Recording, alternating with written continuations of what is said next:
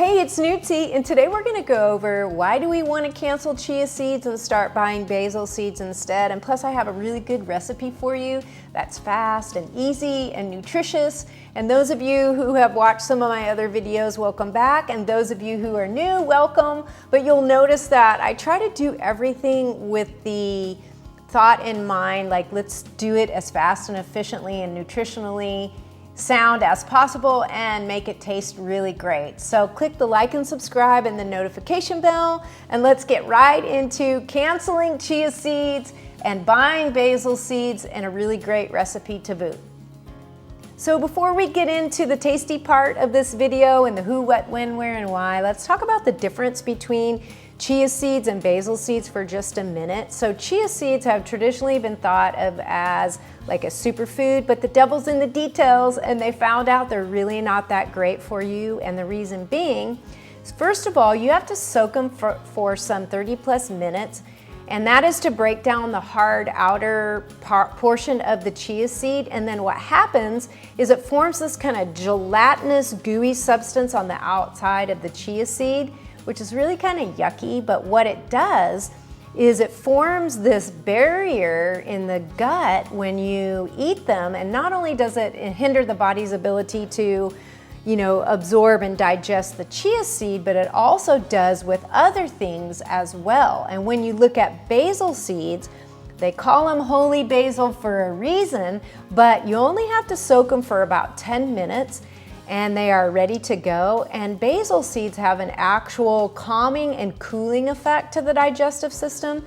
They are anti-inflammatory, and they actually aid the body in digestion. And so some 60% of the energy used by the body is used by digestion.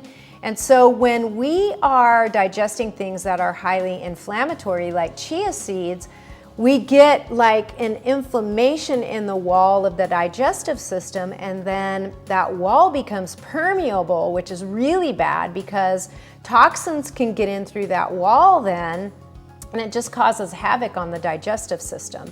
And so that gooey substance around the chia seed actually hinders or inhibits the body from being able to digest protein and fat. And when you look at basil seeds, on the other hand, they actually help control the blood sugar level, and they are highly anti-inflammatory and really good source of fiber. And so not only do chia seeds cause inflammation, but they're very high in phytate, which is a substance that causes the body to not be able to absorb calcium and zinc and iron, where if you look at basil seeds, they are really anti-inflammatory. They're high in antioxidants. They're actually antibacterial. They're antiviral. They help in weight loss, and they're very soothing to the body. So I'm going to go over the recipe, and I will link the actual recipe on my website, and you can just download it for free. And then I'm going to tell you why I've chosen each one of these ingredients in this delicious chocolatey basil seed pudding. So this chocolatey goodness basil seed pudding begins with basil seeds, of course. I use 6 tablespoons of basil seeds, and I will link below where I get them. But this one is BioBliss, and it's organic. I just make sure that it's organic, and I just buy whichever one is the least expensive at any given moment. I've tried Zen, I've tried this one, I've tried a few other ones. They're all really good. So you're gonna start out with 6 tablespoons of organic basil seeds. And then I would highly recommend a plant-based milk. I really love coconut milk the most because it makes it really creamy, but they were out of it, so I've been using this macadamia nut. I would just stay away from oat and cashew milk because they are kind of high in inflammation markers, or they cause your inflammation to go up. So 1.5 cups of plant-based milk, and then I put 2 tablespoons of cacao powder. And cacao powder really is mood boosting. And the reason I picked this keto one, number 1, it was organic, but number 2, a lot of times the keto type foods are lower in sugar. They don't have the hidden sugars in them, and they are higher usually in fat. So 2 tablespoons of cacao powder, and then I would use 3 to 5 teaspoons of inulin or stevia or monk fruit.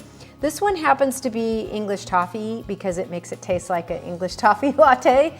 I really like it, but your body loves monk fruit, stevia, inulin. It feeds the good bacteria in the gut, so you're gonna use 3 to 5 tablespoons of that. And then I use 1 teaspoon, sometimes 2 teaspoons of vanilla extract, and I like the organic, non-alcohol vanilla extract because the alcohol causes it to have extra sugar that we just don't need. And it's not that much more expensive, and we don't normally, most of us use a lot of vanilla extract. So this one is the non-alcoholic vanilla flavor extract. And then I use 1 tablespoon of a chocolate protein powder. I'm still using, I like Gundry's Pro Plant Complete Shake. The reason being he's, really on the anti-inflammation bandwagon, and so I know this is a really good source of protein, and it adds into the chocolatey flavor. And then I do 1 tablespoon of hemp seeds, and I just love hemp seeds. They're not only are they really high in omega-3 and 6s, but they're really high in protein. So for 1.5 tablespoons of hemp seeds, you get 4 grams of protein, which is higher than some people's protein powder or protein bars. And so not only are they high in protein, but they're low in carbohydrates, and they're high in minerals, and they're high in vitamin E. So 1 tablespoon of hemp seeds. And then I also do a pinch or 2 of Himalayan salt, which goes a long way in making it taste like a English toffee latte. And then I add 2 tablespoons of cacao nibs, and it's because they're very high in protein and magnesium and zinc. And then I also add 2 tablespoons of Lily's less sugar sweet baking chips. These are the dark chocolate ones. These are really good and very low in sugar. And then I put all that in a bowl, and I use one of these little battery operated mixers. This one, it just takes a couple of seconds to mix everything together. You don't have to pull your hand mixer out. You can just use one of these, and then I put it in the refrigerator, in just like 10 minutes it's ready to go. And I usually make this on Sunday, and then when I take it during the week, I'll just take a couple tablespoons of this and a couple tablespoons of yogurt in a glass container, and I am out the door. It really is an energy boosting, it's like having dessert really for me, and it's so nutritious, and it's easy to make, and it's really gonna add in, some plant-based nutrition into what you're eating already. So if you have other suggestions of ways that you're using basil seeds, would you please link below? I'm always looking for new ideas. Sometimes we can get stuck in a rut. And if you wouldn't mind, would you please click the like and subscribe and maybe comment below, because it does help the circulation of my videos. But I really appreciate your time. I'm very, very thankful that you are tuning in, because I just love sharing these ideas, and I love connecting with people who are trying to be, transformational in their mind, body, and spirit. And so until next time, I'm hoping you're gonna enjoy this yummy chocolatey basil seed pudding, and be blessed.